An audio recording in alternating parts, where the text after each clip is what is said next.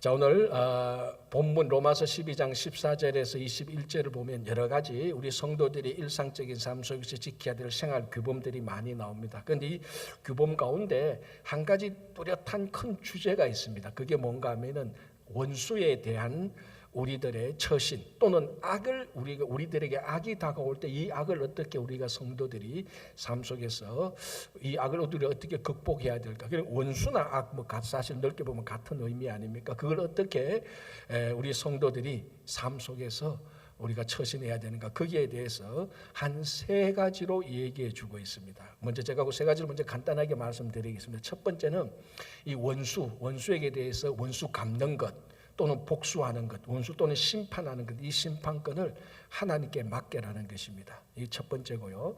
두 번째는 그 원수를 저주하지 말고 축복하라는 겁니다. 이게 두 번째고요. 세 번째는 그 원수 또는 그 악에게 지지 말고, 그리고 악을 악으로 갚지 말고, 악에게 지지 말고 선으로 악을 이겨라라는 것입니다. 이 세 가지를 오늘 우리가 같이 한번 생각하면서 정말 우리가 일상적인 삶 속에 피할 수 없는 원수들, 자, 우리 주변에 여러분 삶 속에 원수 한두 명쯤은 다 있지 않나요? 없습니까? 저는 생각하니까 저 사람 또 원수 같기도 하고 악인 같기도 하고, 이게 저의 의지와 상관없이 이 삶 속에서 살아가다 보면은 그런 일에 부닥칠 때가 있습니다. 우리 삶 속에서 이런 원수들, 이런 악이 다가올 때 우리가 성도로서 어떻게 해야 되는가를 한번 보겠습니다. 자, 첫 번째로 먼저 19절을 보겠습니다. 내 사랑하는 자들아, 너희가 친히 원수를 갚지 말고 하나님이 진노하심에 맡기라. 기록되었으되 원수 갚는 것이 내게 있으니 내가 갚으리라고 주께서 말씀하시니라. 자, 첫 번째가 제가 말씀드리는 것이 원수 갚는 것을 하나님께 맡겨라 라고 되어 있습니다. 자, 여기에 하나님의 진노하심에 맡기라 되어 있는데요, 이 헬라어 원뜻을 풀어서 제가 설명하면요, 그 진노의 자리, 그러니까 원수 때문에 우리가 분노하지 않습니까? 화를 내지 않습니까? 진노하지 않습니까? 우리가, 그러니까 우리 삶 속에 있는 그 분노, 원수로 인한 분노의 자리, 그 플레이스, 영어로 플레이스, 그 자리를 하나님께 주라는 겁니다. 하나님께 드리라는 것입니다. 원뜻은 원수 때문에 우리 속에 분노가 생기고 막 악한 감정이 생기는 것은, 이거는 우리 안에서 우리에게 발생한 일이지만 이거는 우리의 것이 아니고 하나님께 드려야 될 하나님의 자리라는 것입니다. 그래서 어떻게 보면은 원수를 우리가 직접 심판하겠다, 원수에게서 내가 분노해서 내가 보복하겠다, 그거는 하나님이 가져야 될 자리를 우리가 사실은 대신 차지하는 그런 모양이 되는 것입니다. 어떻게 보면 굉장히 위험한 일입니다. 이게 하나님의 자리를 하나님께서 원수를 심판하는 자리에 하나님께서 앉으셔야 되는 그 자리에, 이 사람은 이 일은 내 원수니까 내가 이 자리에 앉아서 내가 원수를 갚겠소, 내가 심판하겠소, 그러면서 하나님의 자리를 내가 빼앗는 그런 형국이 되는 겁니다. 그래서 이 사도 바울은 이미 이런 말은 구약 성경에서 해왔던 겁니다. 그래서 사도 바울이 구약 성경을 인용해서 말하기를 네 원수 갚는 것을 네가 하지 말고 그건 하나님께 드려라. 그러면 가장 공정하신, 가장 온전하신 하나님께서 그 원수를 하나님의 때에 하나님의 방법으로 적절하게 심판하실 것이라는 겁니다. 그래서 우리는 원수의 자리를 우리가 쥐고 있지 않고 하나님께 하나님께 드려야 됩니다. 그래야 그 원수 때문에 파괴되어지고 무너지는 우리의 삶이 그때부터 회복되어집니다. 자, 여러분, 혹시나 지금 여러분 가운데 원수 때문에 분노하고 있는 분이 있으면요, 그것 때문에 여러분들의 삶이 얼마나 망가지고 있는가를 한번 생각해 보십시오. 자, 어떤 악한 원수 때문에, 그 원수에 대한 분노와 심판권 때문에 내가 막 생각하고 있으면 내가 망가지지 원수는 망가지지 않습니다. 그럼 이것을 어떻게 우리가 처신할까? 간단합니다. 정말로 온전하고 바르게 심판하시는 하나님께 맡기라는 겁니다. 그러면 하나님께서 가장 합당하게 심판해 주실 것이라. 이걸 우리가 가지고 있으면 우리 삶이 다 망가집니다. 자, 우리나라 한국 문학의 단편 소설, 최고의 단편 소설을 무엇이라고 말하면 여러분 혹시 대답할 수 있겠습니까? 그건 아마 김성옥 씨의 무진기행일 겁니다. 이게 60년대 초 아마 1년인가 그 정도에 나왔는데, 아직까지 제가 알기로는, 제가 잘못 알 수 있게 제가 알기로는 아직까지 한국 문학사에 이 김성옥 씨가 썼던 무진기행을 뛰어넘는 단편 소설은 없습니다. 이 무진기행이 1960년대 초에 나왔을 때 한국 문학계가 발칵 뒤집혀졌습니다. 한국 사람이 이렇게 단편 소설을 쓸 수 있을까? 그러면 일약 대서타가 됐죠, 김성옥 씨가. 그래서 어떤 문학 작품가는 딱 한마디로 말합니다. 감수성의 혁명이다. 찬사 중에 찬사죠. 그래서 좀 잘 나갔죠. 정말로 뭐 모든 행사에 초청되고 미래의 가장 유명한 이제 우리 한국 문학에 책임질 사람이다. 아주 잘 나갔는데, 근데 이분에게는 큰 마음의 내적 상처가 있었습니다. 그 나중에 보면은 알겠지만 이제 그 사람이 유년 시절에, 그러니까 아주 어린 시절에 여수 순천 반란 사건을 경험합니다. 그러니까 그게 뭐 무의식 중에 많이 남아 있는 겁니다. 유년 시절이니까 뭐 기억하는 것이 많이 없겠죠. 그리고 20대에 들어서 사상적으로 허무주의에 빠지게 되고요. 또 80년 강주 사태를 경험하게 됩니다. 그런 일련의 사태와 어떤 그런 허무주의를 경험하면서 내적으로 감당할 수 없는 갈등과 방황, 그리고 원한과 분노가 마음속에 쌓이게 되는 겁니다.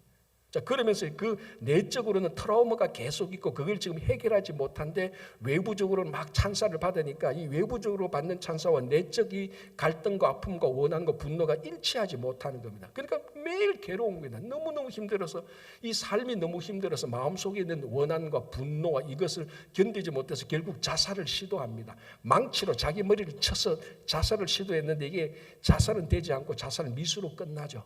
그래서 나중에 한 병원에 가서 실려가서 겨우 또 다시 살고 이렇게 하는 이 상황 가운데서 정말 자기가 자신을 죽이라는 그 자살하는 그 상황 가운데서 정말로 사도 바울이 다메섹 도상에서 부활하신 예수 그리스도를 만나는 듯한 그런 아주 진짜로 비현실적이라고 할 만큼 드라마틱한 경험을 통해서 구원의 하나님을 만납니다. 이제 김성옥 씨가 이제 자기가 이 구원의 하나님을 만나기 전에 너무 괴로워서 사실은 한국 문학에서 절필선언을 하고 더 이상 작품을 안 쓰는 그런 경우까지도 가게 됩니다.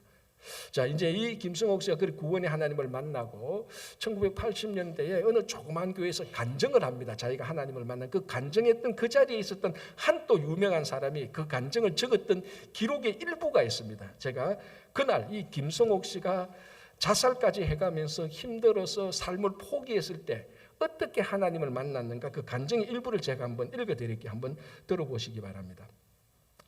어느 날 울다가 잠이 들었다. 새벽 2시쯤이었다고 생각되는데 어떤 기척에 눈을 뜨니 칠흑 같은 어둠 속에서 내게로 다가오는 하얀 손이 보였다. 그 손은 빛이 나고 미려했다. 문득 참 잘생긴 손이로구나. 손이 생기려면 저 정도는 생겨야지 하고 생각했다. 그 손이 나를 쓰다듬어 주었다. 말할 수 없이 편안하고 포근했다. 누구야? 벌떡 일어나서 그 손을 잡으려 했으나 닿은 촉감이 없었다. 허공 속에서 하나님이다 라는 음성이 들려왔다. 그때 나는 하나님이 인간의 음성으로 말할 수 있는가라는 고등학교 2학년 때부터 가졌던 의문이 서러러 풀려갔다. 그와 함께 성경 속의 모든 기적들이 놀랍게도 순식간에 모든 사실로 믿어져 버렸다. 동틀 때까지 감격에 눈물이 쏟아졌다. 아침 늦게 다시 자다 깼는데 너의 모든 짐을 내게 맡겨라. 심판은 내가 한다. 라는 음성이 또 들렸다. 그 이후로도 몇 번 신비한 체험으로 계속되었다. 자, 이 간증에서 우리가 생각할 게 참 몇 가지가 있습니다. 그래서 그걸 다 생각하지 말고 오늘 사도 바울이 했던 이 원수 갚는 것을 하나님께 맡기라는 이 주제에 맞춰서 보면은 마지막 문장에 그 새벽 2시의 신비한 체험, 정말 사도 바울의 다메섹 도상에 비견할 수 있는 신비한 드라마틱한 체험을 기억하면서 또 자다가 깼다가 아침에 마지막으로 하나님께 듣는 음성이 이것입니다. 너의 모든 짐을 내게 맡겨라. 심판은 내가 한다. 그때부터 이 가슴 속에 엉어리진 게 확 풀리기 시작합니다. 그 지난 세월 동안에 그 원한과 분노와 일련의 사건들, 허무주의를 통하여서 막 말할 수 없는 분노와 심판인데 대한 그의 갈등과 고민이 있었는데 하나님이 한마디로 딱 정리합니다. 심판은 내가 한다. 이게 오늘 사도 바울이 했는 말하고 똑같습니다. 너의 심판권을 하나님께 돌려라. 네 마음에 있는 심판의 분노의 자리를 그거는 너의 것이 아니다. 하나님에게 드려라. 여러분 우리 속에 있는 원수와 악에 대한 그 분노와 심판권을 다시 말씀드리면 우리가 가지고 있으면 있을수록 가장 1차적으로 손해보는 사람은 바로 나 자신입니다. 그걸로 인하여서 내적 삶은요 말할 수 없이 황폐해지고 말할 수 없이 우리는 괴롭고 바로 이 김성옥 씨처럼 이게 극단적으로 가면 이제 자살까지 가는 거죠. 대부분은 이런 일들로 해서 우울증 다 걸리게 되는 겁니다. 하나님께서 간단하게 해결합니다. 심판은 내가 한다. 하나님이 심판한다. 왜 네가 그걸 지고 있냐? 그거는 너의 자리도 아니고 너의 짐도 아니다. 그거는 하나님이 다 가져가서 하나님께서 가장 공정하게 심판하실 것이라는 거예요. 자, 여러분 속에 지금까지 우리가 삶을 살면서 이런 경험 없으신 분이 있겠습니까? 다 있지 않습니까? 비즈니스 하다가 심지어는 가족 간에 심지어는 교회 공동체 간에 원수와 의도했든 의도하지 않든 원수 관계가 되고 그에 대한 분노가 쌓여 있고 어떻게 내가 한번 심판을 해야 되는데 그 갈등과 고민 속에 없는 사람이 어디 있겠습니까? 다 있을 겁니다. 우리 속에. 자, 우리가 오늘 이걸 정리해야 됩니다. 첫 번째 뭐라고 말합니까? 너의 짐을 하나님께 내게 맡겨라. 하나님이 심판한다는 겁니다. 그걸 빨리 하나님께 맡기는 순간부터 여러분들의 내적 삶은 다시 회복되고 풍요로워질 것입니다. 제발 그것을 넣으십시오. 그거 가지고 있는 한 다른 사람은 안 다칩니다. 우리 자신이 다치는 겁니다. 빨리 그래서 하나님께 맡기시기 바랍니다. 자, 두 번째가 뭔가 하면요. 14절 보십시오. 이렇게 되어 있습니다. 너희를 박해하는 자를 축복하라. 축복하고 저주하지 말라. 점점 강도가 세지죠. 맡기는 것까지는 할 수 있겠는데 축복하라. 참 약간 이제 힘들어집니다. 저주하지 말고 축복하라. 자, 이게 일상적인 세상의 삶은 원수에 대해서 저주를 해야 속이 후련합니다. 저도 그 마음 압니다. 저도 목회하면서 살다 보니까 왜 그런 일이 안 당했으면 여러분들 일상적인 삶 속에 직장생활 비즈니스에서 왜 이런 일이 없었고 왜 지금도 저주의 대상이 있지 않습니까? 그죠? 저도 사실 목회하다 보면 그때 그 사람 그 사건을 생각하면 아직까지도 솔직히 제가 고백하지만 아직까지도 저한테 덜 풀린 게 좀 있는 것 같아요.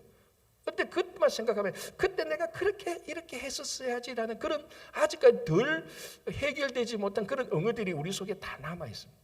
그걸로 인하여서 사도 바울은 말합니다. 저주하지 말라는 것입니다. 오히려 축복하라는 것입니다. 왜냐하면요. 여러분 한번 생각해 봅시다. 여러분들이 지난 10년 전에 과거 10년 전에 어떤 일로 인하여서 또는 어떤 사람으로 인하여서 원수가 되었다고 칩시다. 그리고 그 일로 해서 원수를 저주하기 시작했고 10년 동안 저주했다고 생각해 보십시오. 저주받은 사람의 삶이 황폐해졌겠습니까? 10년 동안 저주해왔던 여러분의 삶이 황폐하겠습니까? 10년 동안 저주만 해왔던 내 삶이 저주의 삶이 되어 있는 거예요. 여러분 간단합니다. 저주하면 저주의 삶으로 이어지고요. 아무리 원수라 해도 축복하면은 내 삶이 축복의 삶이 되는 겁니다. 이게 굉장히 중요한 게요. 원수를 저주하는 순간부터요. 우리 삶은 그 원수의 삶의 패턴에 꼬이게 되는 겁니다. 원수가 파놓은 함정에 우리가 걸리게 되고 더 정확히 말하면은 우리가 원수를 저주하는 순간부터 사탄의 덫에 매이기 시작하는 겁니다. 그때부터 내 인생을 사는 게 아닙니다. 하나님께서 우리 각자에게 주신 우리 각자의 귀한 삶을 사는 게 아니고요. 그 저주하는 순간부터 원수의 덫에 사탄의 덫에 거기에 매여가지고 원수의 삶을 살게 되는 겁니다. 저주의 삶을 살게 되는 겁니다. 축복의 삶이 아니고. 여러분 이게 얼마나 비참합니까? 하나님께서 우리를 사랑하셔서 독생자를 주셔서 우리에게 생명 주시고 풍요롭게 살게 해주셨는데 이게 원수 저주 때문에 거기에 걸려가 10년 20년 어떤 사람은 평생을 그렇게 살아요. 평생을. 그러면은 그 저주의 대상이 되는 사람이 불쌍합니까? 저주했던 이 사람의 인생이 정말 불쌍합니까? 저주했던 이 사람의 인생이 불쌍한 거예요. 평생 자기 인생을 못 산 거예요. 원수의 인생을 대신 산 것밖에 안 되고 사탄의 덫에 빠져서 산 것밖에 안 된 겁니다. 그래서 여러분 지금 여러분 속에 그 원수에 대한 진노와 심판이 있거든요. 그걸 절대로 저주로 바꾸지 마십시오. 축복으로 바꾸시기 바랍니다. 제가 참 좋아하는 이야기, 사소한 이야기가 하나 있는데요. 어떤 신문 기자가 매일 아침에 거리에 나가서 자기 신문사 앞에 있는 가판대에 있는 그 신문을 하나 삽니다. 그래서 이제 그 조간 신문을 사고 보는 거죠. 근데 이제 매일 아침에 가서 가판대 가서 이제 그 가판대 파는 주인한테 굿모닝 하고 뭐 have a nice day 하고 이렇게 해서 이제 신문을 사고 보는데, 이 가판대 신문 주인이 아주 불손하고 무례한 사람이에요. 참 이상해. 오히려 이 신문을 사는 이 신문 기자가 무례해야 되는데 반대로 된 거예요. 어쨌든 이 가판대 주인이 굿모닝 그러면 뭐가 굿모닝이네, 나 몸 아파 죽겠는데, 배드 모닝하고 이렇게 막 진짜 무례하고 불순한 거예요. 그래도 이제 신문 기자는 오늘 좋은 날 되시고 하나님께 축복하시는 겁니다.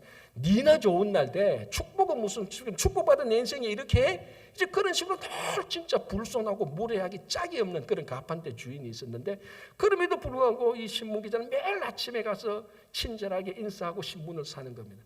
그걸 유심히 봤던 이 신문 기자 친구가 도저히 해결이 안 되거든. 하나님 왜 저래?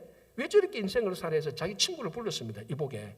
그 가판대 주인이 왜 그래 불손해? 그런데 더 이해가 안 되는 것은 자네 태도가 더 이해가 안 돼. 왜 자네는 그 사람한테 그렇게 친절해? 그러니까 이 신문 기자가 이렇게 말을 했다는 겁니다. 나는 내 인생을 어느 한 사람의 무례함과 불손한 태도에 의해서 내 인생이 좌우되기를 원하지 않기 때문이야 라고 말을 했다는 거예요. 여러분들은 안 좋아하겠지만 저는 이 말을 참 좋아합니다. 여러분 생각해 보십시오. 하나님께서 나를 사랑하시고 나를 지극히 사랑하셔서 하나님께서 독생자를 주신 내 삶인데, 내가 예수 그리스도를 모시고 살아간 내 삶인데, 이걸 왜 원수의 덫에 걸려서 원수의 삶을 사는 거예요. 원수가 나를 무례하고 불순한데 거기에 매여가지고 낑낑거리냐는, 그건 우리의 삶이 아니에요. 성도의 삶이 아니에요.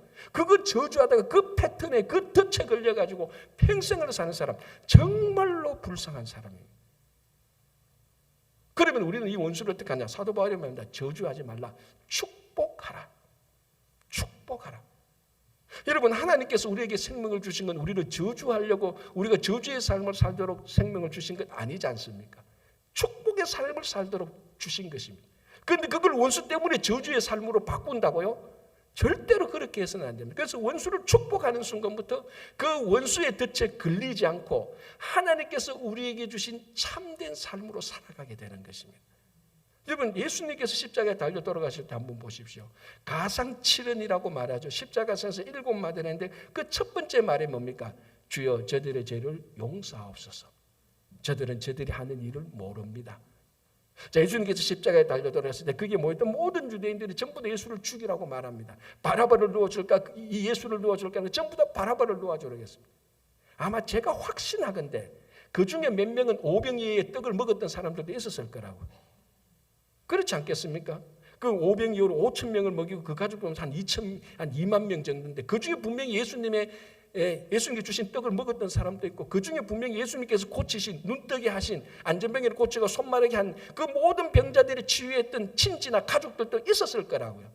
예수님의 사랑과 은혜를 그렇게 받았는데도 원수로 싹 돌아서서 예수를 죽이라고 말을 합니다. 그 원수가 다가올 때 예수님은 그들에게 저주합니까? 아닙니다. 주여 저들의 죄를 용서하소서. 저들은 저들이 하는 것을 모릅니다라고 저주하지 않습니다. 그 십자가에서 죽으실 때도 예수님은 사탄의 덫에 빠지지 않았다는 거예요. 하나님께서 예수님에게 주신 그 소명의 삶을 끝까지 살아나갔습니다. 여러분, 어떤 방식이든지 어떤 일이든지 여러분들이 저주하는 삶을 사는 순간부터 그건 하나님이 우리 각자에게 의도한 삶은 아닙니다. 저게 아무리 원수라 할지라도, 아무리 악이라 할지라도 저주하는 순간부터 우리는 사탄의 덫에 걸리는 겁니다. 자, 서대반 집사, 우리 보통 서대반 집사로 말하죠.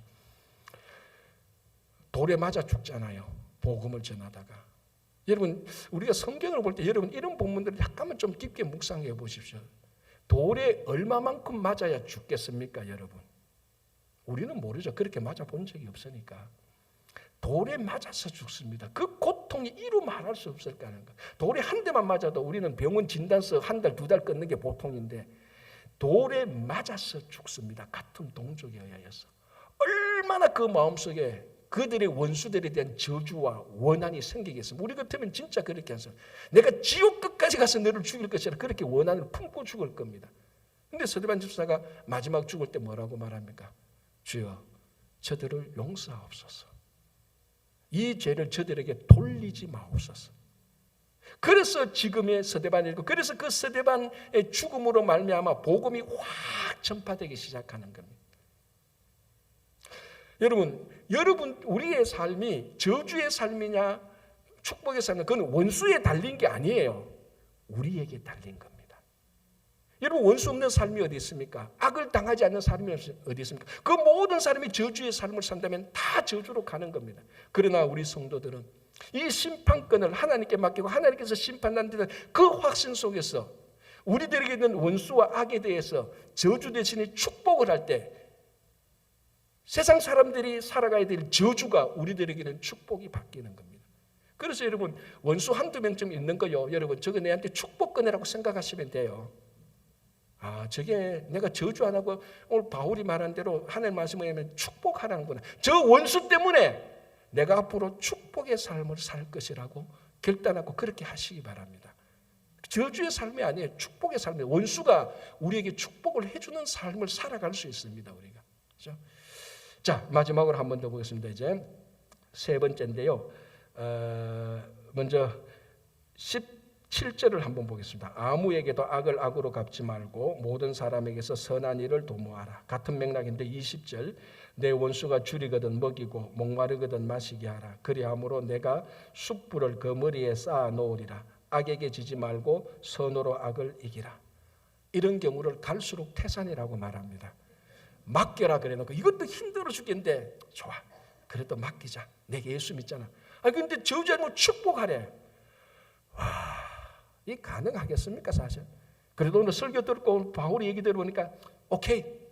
그런데 이게 뭡니까? 이제 마지막에는 원수가 줄이거든 먹이래, 목마르거든 찾아가서 마시게 하래.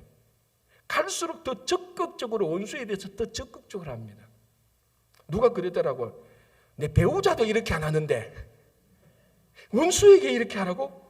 예, 원수에게 이렇게 하라는 겁니다. 원수가 줄이거든 찾아가서 먹을 걸 주고 목마르거든 찾아가서 마시도록 하라는 겁니다.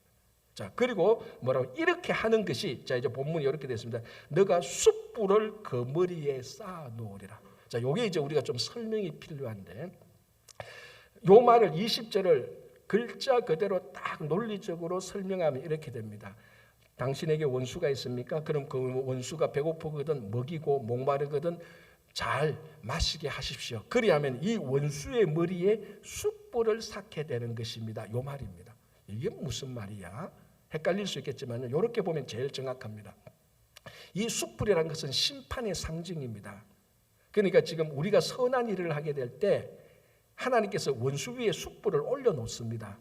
그런데 이 악인이, 우리의 원수가, 우리가 원수에게 선한 일을 하는데 원수가 회개하지 않으면은 하나님께서 이 숯불을 원수의 머리에 이 원수의 머리에 떨어뜨려서 심판한다는 겁니다.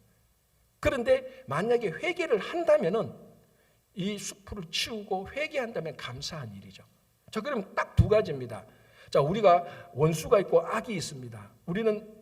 우리는 선한 일을 합니다. 결과는 두 가지입니다. 이 원수가 우리의 선한 일을 보고 회개하면 감사, 너무너무 감사한 거죠. 그러나 회개하지 않으면은 가장 합당한 방법으로 가장 의로우신 하나님께서 심판을 한다는 겁니다. 이것도 감사죠. 그 악인에 대한 미움 때문에 감사가 아니고 가장 정당하고 가장 의로우신 하나님께서 이 세상을 가장 하나님의 방법으로 심판하시는 것에 대한 것도 우리는 감사합니다. 악한 감정에서 나오는 감사가 아니고 선한 하나님께서 악을 심판하시니까 그건 감사하는 거죠. 자, 그러면은 이 원수가 회개하면 감사, 회개하지 않으면 하나님의 정당한 심판, 어느 쪽으로 해도 우리는 다 좋은 거예요. 회개하면 감사, 회개 안 해도 하나님의 정당한 심판이 내리니까, 하나님의 온전한 심판이 내리니까 그것도 좋은 겁니다. 그러면 이것의 출발점이 뭐냐? 악을 악으로 갚지 않았고 악을 선으로 갚을 때, 원수에게 선으로, 악을 선으로 대우할 때, 악을 선으로 이길 때 원수가 회개하거나 하나님의 심판이 이루어진다. 이 두 가지 결과의 단초가 뭐냐? 우리가 악을 악으로 갚지 않고 선으로 갚을 때 이루어진다는 거예요. 자, 그러면은 하나 더 생각, 악을 악으로 갚으면 어떻게 됩니까? 여기는 더 큰 악이 생깁니다. 여러분, 악을 악으로 갚으면은, 목사님 그거 세상적으로 복수하는 것 아닙니까? 맞습니다. 복수하는 게 되지요. 그러나 반드시 악을 악으로 갚으면 복수로 끝나는 게 아닙니다. 그 자리에는 그 이전의 악보다 훨씬 더 흉측한 괴물과 같은 악이 탄생합니다. 그래서 악을 악으로 갚으면 계속해서 이 악이 확대 재생산되는 겁니다. 첫 번째 악을 악으로 갚지 않아야, 선으로 갚아야 그게 정리가 되는데, 악을 악으로 갚으면 계속해서 악의 사이클이 반복되어서 상상할 수 없는 악이 이루어지는 것입니다. 미국 범죄사를 보면요, 20세기 그 범죄인들 가운데 아주 유명한 범죄인들이 몇 사람 있습니다. 다 연쇄 살인범이죠. 그 중에 이제 20세기 초, 19세기 말과 20세기 초 그 부분에 아주 유명한 연쇄 살인범이 있는데, 그 사람의 이름이 칼 펜제렘이라는 사람입니다. 여러분 뭐 인터넷에서 찾아보고 책을 찾아보면 알겠지만, 이 칼 펜제렘이라는 사람인데 미네소타에서 태어났는데 아버지가 가족을 버려두고 일찌감치 집을 나가버려요. 근데 어머니가 있는데 이 어머니도 자기 그 자녀들을 소외시키고 약간만 자기 마음에 안 들면 계속해서 체벌하는 겁니다. 그리고 이 펜제렘의 형들이 또 집에서 이 펜제렘을 막 폭행을 하는 거예요. 그러니까 이 펜제렘이 집에서 어머니, 아버지, 형들로부터 정당한 대우를 받지 않고 말할 수 없는 상처를 받게 됩니다. 그러니까 이 어린이가 이제 밖에 나가서 좀도둑을 하는 거죠. 동네 애들을 괴롭히기도 하고 물건도 훔치기도 하고 아주 그 사소한 범죄로 인해서 소년원에 가게 됩니다. 이때 나이가 10살이에요. 근데 소년원에 가게해서 말할 수 없는 학대를 받게 되고 거기서 성폭행을 당하게 됩니다. 그래서 소년원에 나오게 됩니다. 소년원에 나오면서 이제 더 큰 나쁜 일을 저지르는 거죠. 방화, 강도, 폭행, 강간, 절도, 살인. 사람이, 그러니까 우리가 범죄 리스트를 쭉 내보면은 거기에 안 한 게 없을 정도로 끔찍한 범죄를 저지르게 되는데 20명의 연쇄 살인범, 그리고 1000명을 강간합니다. 이 상상이 안 되죠. 또 이게 성적으로 왜곡되어서 양성의 자가 되는 겁니다. 그래서 1928년도 체포되어서 1928년도 종신형을 선고받는데, 이 종신형을 선고받은 감옥에서 또 간수를 또 죽여요. 그래서 21명을 죽이고 1930년도에 결국은 사형을 당하게 되는 겁니다. 자, 이런 끔찍한 칼 펜제렘을 보면서 이제 범죄학에서 어떻게 해서 우리 사회가, 미국 사회가 이런 괴물을 우리가 만들어내느냐 연구를 하게 됩니다. 아니, 우리 사회가 도대체 어떻게 나쁜 사회에 이런 말할 수 없는 악인이 탄생됐나. 사실 제가 뭐 간단하게 말해서 그랬지만 자료를 찾아보면요, 정말로 끔찍한, 이 사람이 아니에요. 괴물이에요. 진짜 괴물이에요. 그리고 모든 책임을 다 자기한테 돌리지 않고 다른 사람한테 돌립니다. 그래서 한 연구가 쭉 읽어보니까 눈에 딱 띄는 연구가 있는데 그게 뭔가 하면요, 이런 연구입니다. 이 칼 펜제렘은 자기가 어릴 때 받은 상처를 원한을 품고 복수하는 것에서부터 이 일이 시작되었다. 그렇게 어떤 한 사람이 분석을 했습니다. 굉장히 정확한 분석이죠. 왜? 자기가 상처를 당했습니다. 가족에게도 상처당하고 소년원에서 말할 수 없는 아픔을 당했는데 이거를 복수하기 시작하는 겁니다. 그래서 급잡을 수 없을 정도로 확대 재생산되는 거죠. 뭡니까? 자기가 당했던 악을 어떻게 갚았습니까? 악을 악으로 갚은 겁니다. 네가 나를 폭행해서 나도 폭행할 거야. 네가 나를 강간해서 좋아, 나도 할 거야. 왜? 이건 내 책임이 아니야. 사회 책임이야. 그래서 나는 똑같이 보복해 줄 거야. 악을 당했으니까 나도 악으로 갚아줄 거야. 그러니까 악을 악으로 갚을 때 사람이 상상할 수 없는 악인과 괴물과 같은 악인이 나오는 거예요. 그래서 우리가 악을 선으로 갚지 않고 악을 악으로 갚게 될 때 복수를 해서 일당락 되어지는 게 아니고 그때부터 더 큰 악이 우리 사회에, 우리 공동체에 싹 트기 시작하고, 그걸 급잡지 못하면 누군가가 중간에서 선으로 갚지 않으면 상상할 수 없는 악한 공동체, 악한 괴물이 나오는 겁니다. 그러나 우리가 악을 선으로 갚으면 이건 또 말할 수 없는 축복이 되는 겁니다. 자, 우리가 가장 잘 알 수 있는 다윗과 사울을 보십시오. 사울이 귀신 들렸을 때 다윗이 악기로 하나님을 찬양해서 사울의 악한 영을 쫓아냅니다. 그리고 골리앗, 이 블레셋 사람 골리앗이 막 쳐들어왔을 때 다윗이 골리앗을 물리침으로써 블레셋의 손으로부터 이스라엘을 구원해내냅니다. 우리 다윗 사울 얘기 잘하니까 제가 자세하게 얘기 안 해도 되잖아요. 몇 가지 포인트만 말하면 이거 아닙니까? 그때부터 사울은 본격적으로 다윗을 죽이기 시작하지 않습니까? 집에 있을 때 다윗을 죽이려고 창을 진짜로 죽이려고 던집니다. 몇 번이나 피해 다녔죠. 이걸 보면은 사울은 다윗의 선을 악으로 갚는 사람이었습니다. 그래서 계속해서 다윗을 죽이려고 하죠. 블레셋 사람의 손을 빌어서 죽이려고, 블레셋 사람의 표피를 100개 가져오라. 그렇게 또 주문해서 안 가져오니까 또 죽이려고 하고, 그래서 블레셋 사람의 그 손을 빌어서 죽이려고 하고, 그래서 이 다윗이 도망가다 가드 사람 땅으로, 이방 땅에 가서 미친 척하고 침을 흘리면서 겨우 생존하지 않습니까? 자, 결정적인 장면은 뭡니까? 엔게디 광야 사건 아닙니까? 다윗이 그 군사들에게 엔게디 광야 가서 엔게디 동굴에 숨어 있는데, 이 다윗을 잡으러 온 사울이 그것도 모르고 엔게디 동굴에 와서 볼일을 볼 때, 이 다윗의 군사들이, 다윗과 함께 했던 사람들이 다윗을 죽이시자, 사울을 죽이시오, 이건 하나님이 주신 기회입니다라고 말합니다. 그때도 다윗은 절대로 죽이지 않고 사울의 옷자락만 살짝 뺐는데, 이때도 양심의 찔림을 받았어요. 자기 원수의 옷자락을 살짝 빼는데도 어떻게 내가 하나님께 기름 부으신 바를 내가 옷자락을 뺐어요. 그럼에도 불구하고 양심의 고통을 받고 옷자락을 뺍니다. 그래서 이 사울이 동굴에서 나갔을 때, 멀찍이 나갔을 때 말하지 않습니까? 왕이시여, 여기 당신의 옷자락이 있습니다. 내가 오늘 당신을 죽일 수 있었는데도 하나님이 기름 부으신 바를 내가 죽지 못했습니다. 이제 왕이시여, 제발 나를 그만 쫓아오십시오. 그렇게 부탁을 하냐. 그러니까 사울이 그 당시에는 감동을 받습니다. 야, 너가 오늘 나를 죽일 수 있었는데 너가 나를 살려주는 거야. 다윗아, 넌 정말 좋은 사람이다. 내가 너를 이제 쫓지 않겠다. 그 순간에는 그렇게 감동받고 얘기해놓고, 또 얼마 가면 또 사울이 다윗을 추적하기 시작합니다. 그래서 한 번은 다윗이 10광야에 있을 때 사울에게 밀고가 들어오죠. 이 다윗과 그 사람들이 광야에 있다. 그래서 그 밀고를 받았던 사울이 군사 3,000명을 데리고, 무장한 군사 3,000명을 데리고 다윗을 잡으러 10광야로 들어옵니다.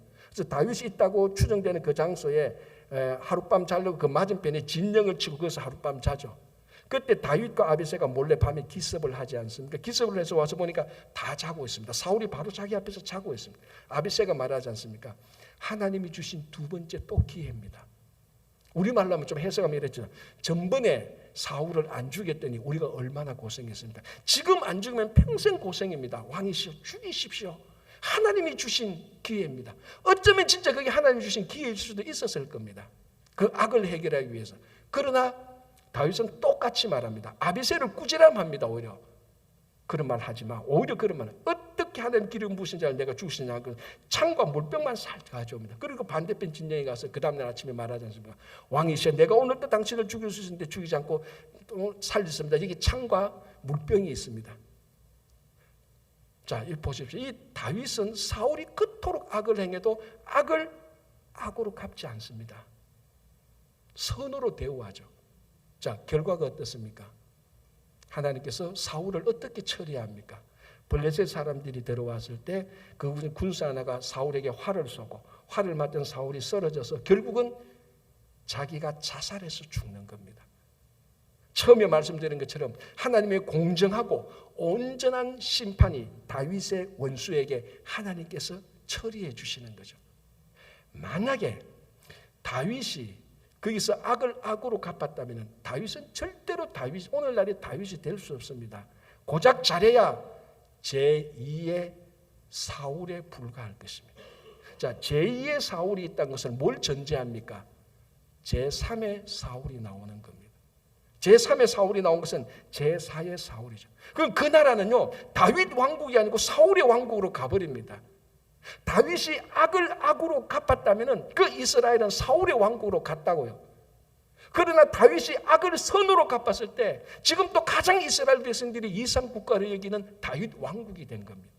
성경에서 가장 완벽하지는 않지만 그래도 성경 전체를 통해서 한 국가가 하나님 보시기에 가장 합당한 나라가 된 것은 다윗 왕국입니다. 그래서 이스라엘 국기에 다윗의 별을 그려놓고 자기들은 오매불망 다윗 하는 것 아닙니까? 만약에 다윗이 악을 악으로 갚았다면 사울에 불과한 겁니다. 그런데 다윗이 악을 선으로 갚았기 때문에 하나님이 지금의 이 다윗으로 하나님께서 세우신 것입니다. 여러분 다시 한번 우리 주변에 우리 각자의 삶에는 이 악의 문제, 원수의 문제 어떻게 하시겠습니까? 하나님은 바울을 통해서 말합니다. 하나님의 절대적인 권한에 맡겨라. 그 심판권은 우리의 자리가 아닙니다. 하나님의 자리입니다. 하나님께 맡기십시오. 여러분 저주하지 마십시오. 저주하는 순간 여러분 평생은 사탄의 덫을 지고 우리에게 주신 삶을 사는 게 아닙니다. 원수의 삶을 대신 사는 불쌍한 삶이 됩니다. 축복하시고 축복의 삶을 바꾸시기 바랍니다. 원수의 저주를 우리 삶의 축복으로 전화위복하시기 바랍니다.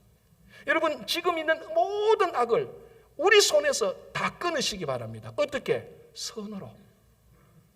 그 선으로 대할 때에 하나님께서 다시 한번 우리들에게 여러분 가정이 다윗과 왕국과 같은 하나님의 나라가 되고 교회가 하나님의 나라가 되는 것입니다.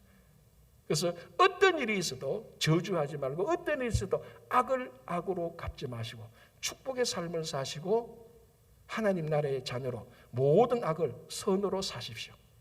기도하시고 성령으로 인도하심을 보면 반드시 하나님께서 여러분들을 그렇게 인도해 주실 것입니다. 기도하겠습니다.